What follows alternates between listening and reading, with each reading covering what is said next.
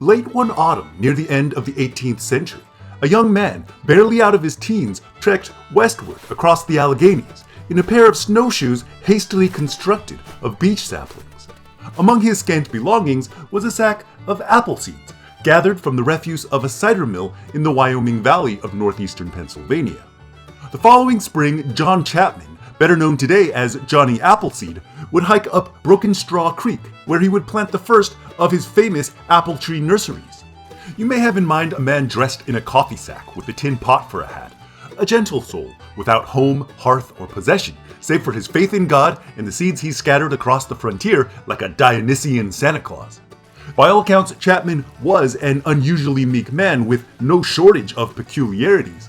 Yet records indicate that he remained in lifelong contact with his family and that he earned enough money selling apple trees to dabble in land speculation. So where does the truth end and the tall tale begin? Stay tuned, we've got the true story of Johnny Appleseed on this episode of Bigfoot's Great American History Show. John Chapman was born in Leominster, Massachusetts in 1774, a descendant of the English Puritans who had traveled to the New World seeking religious freedom in the 1600s. By the time of John's birth, American colonists had begun to outgrow the once abundant farmland around Boston. As it was, John's father Nathaniel inherited no land and instead apprenticed as a carpenter. Just 1 year after John's birth, Nathaniel counted among the thousands of militiamen who rushed to defend Concord after the Battle of Lexington. The next spring, he joined George Washington's army in New York, and he would later serve at the arsenal at Springfield. Meanwhile, John's mother, Elizabeth, died of tuberculosis. Thus, John and his older sister, also Elizabeth, spent much of their early lives with relatives. Discharged in 1780, Nathaniel remarried, thereby acquiring a small farm in Longmeadow, Massachusetts, where he brought John and Elizabeth. Alas, a mere 5 years after settling down, the Chapmans were forced to sell their farm to pay new Massachusetts state taxes, though they remained on the land as tenants. As it was, the family was growing fast. John's stepmother would eventually give him 10 additional siblings. Needless to say, John could not count on an inheritance to provide for his future. By the time he was 16, he was no longer living at the Chapman house. 6 years later, his name begins to appear in store ledgers in western Pennsylvania. An 1853 account by a Pennsylvanian on the early history of Warren County, notably given before Johnny Appleseed became an American folk hero, tells of a John Chapman who planted an apple tree nursery up Broken Straw Creek in the mid-1790s. The apple, as we know it today, originated in Central Asia and came to America with European settlers. Notably, apple trees grown from seeds generally produce bitter, unpalatable fruit. Trees whose apples prove a sweet exception to the rule, however, can be propagated by the grafting of their prized branches onto ordinary rootstock. Still, in Chapman's time, apples grown from seeds remained useful as feed for livestock and for making vinegar or, popularly, hard cider. Additionally, frontier property laws often required landowners to show that they had settled their claims by building a cabin, clearing farmland, or planting an orchard. John Chapman, by obtaining seeds discarded from cider mills, carrying them westward to scarcely settled lands, and growing seedling apple trees, thus accumulated an inexpensive stock of a product which would come into demand once the inevitable rush of settlers began looking for quick ways to establish claims. In so doing, Johnny Appleseed would also forever associate himself with the proverbial common man who could not afford sprawling estates with more expensive, grafted orchards. Throughout his 20s, records indicate that Chapman traveled back and forth from Pittsburgh, where he acquired his seeds, to nurseries in northwestern Pennsylvania and, after the turn of the century, to eastern Ohio. While apple seeds were free and required minimal labor to grow, his nurseries were constantly endangered by flood, fire, wildlife, and the real possibility that the land would be claimed by someone else. His business model thus required that he maintain a surplus of trees. He would clear a few rods of ground in some open part of the forest, surround it with a brush fence, and plant his apple seed, remembered one resident in Ohio. This done, he would go off some 20 miles or so and again go through the same operation. As the scope of his business grew, local caretakers began to oversee the sale of his trees in return for a share in the nursery. Thus, Chapman maintained not only a ready supply of trees, but a sufficiently large market for them. Not coincidentally, by the time he arrived in Ohio, the region's population was about to explode. Humans, of course, had lived in Ohio for thousands of years, and the natives in the region were not eager to surrender their lands without a fight. In 1795, following the United States' victory over a confederacy of Native American warriors at the Battle of Fallen Timbers, eastern and southern Ohio opened to relatively safe settlement by white Americans. John Chapman was among the nearly 200,000 settlers who moved to Ohio in the first decade of the 19th century. Meanwhile, Shawnee brothers Tecumseh and Tenskwatawa, or the Prophet, mounted a final effort to preserve native ways of life. While the deeply religious Chapman appears to have been friendlier to Native Americans than most settlers, the very nature of his nursery business put him on the side of white expansion in the ensuing conflict.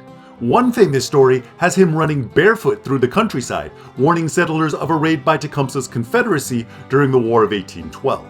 Native American resistance to white settlement in the region would end for good following Tecumseh's death at the Battle of the Thames in 1813. In 1817, a religious society dedicated to the teachings of Emanuel Swedenborg received a letter from Pennsylvania concerning a very extraordinary missionary who seems to be almost independent of corporal wants and sufferings. This man for years past has been in the employment of sowing apple seeds. Derided by the Swedish religious establishment as a lunatic, Swedenborg claimed to have had visions of heaven in the 1740s and believed, among other things, that salvation did not come by faith alone, but was necessarily manifest through acts of charity. At some point, the avid reader John Chapman must have come across Swedenborg's written work and converted. Notably, Swedenborg believed that true soulmates would remain married in heaven, or consummate there in cases where they had married others on earth.